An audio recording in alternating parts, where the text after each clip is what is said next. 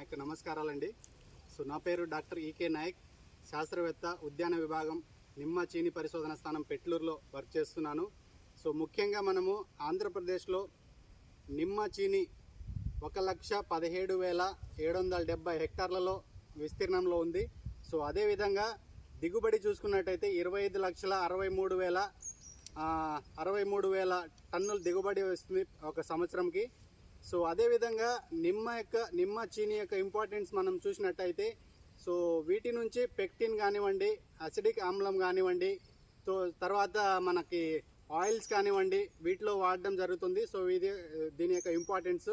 So దీని యొక్క నిమ్మ పెంచుకునేదానికి సూట్ అయిన క్లైమేట్ చూసినట్టయితే, వాతావరణం చూసినట్టయితే మనము 75 mm రైన్ఫాల్ అనేది ఉండాలి ఒక సంవత్సరంకి. అదేవిధంగా 900 మీటర్ల హైట్ వరకు కూడా మనము దీన్ని పెంచుకోవచ్చు. సో అదేవిధంగా సాయిల్ అనేది చూసినట్టయితే మనము ఆల్మోస్ట్ అన్ని రకాల సాయిల్ సూటబుల్, కాకపోతే 30% కంటే ఎక్కువ సున్నపు నేలలు పనికిరావు అన్నమాట. సో అదేవిధంగా ఎక్కువ ఎదురు గాలులు ఉన్న నేలలు కూడా మనకి పనికిరావు. సో అదేవిధంగా మనకి ఉదాజని సూచిక, నేల యొక్క ఉదాజని సూచిక చూసినట్టయితే 6.5 to 7.5 ఉండాలి. అండ్ ఈసీ వచ్చేసి 1 కంటే తక్కువ ఉండాలండి. సో అదేవిధంగా రైతులు ఎక్కడైతే మన quality planting material certified nursery నుంచి తెచ్చుకున్న తర్వాత మన ఫీల్డ్ ఎలా ప్రిపేర్ చేసుకోవాలి, సో దాని గురించి కూడా మనం ఈరోజు మాట్లాడుకుందాము.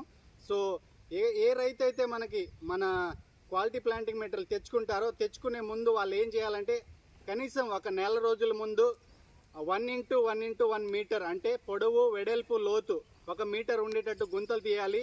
సో ఆ గుంతలు కూడా ఒక నెల రోజులు బాగా ఆరాలి.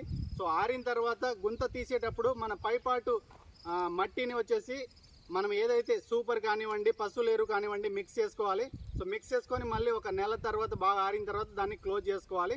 సో క్లోజ్ చేసుకున్న తర్వాత ఫుల్గా వాటర్ పెట్టాలి. వాటర్ పెట్టిన తర్వాత ఒక 2 days గ్యాప్ ఇవ్వాలండి. 2 days గ్యాప్ ఇచ్చిన తర్వాత మళ్ళీ దాన్ని మార్క్ చేసుకొని, సో ఏదైతే మనం అనుకుంటామో ఒక 6 నుంచి 6 మీటర్లు అనమాట,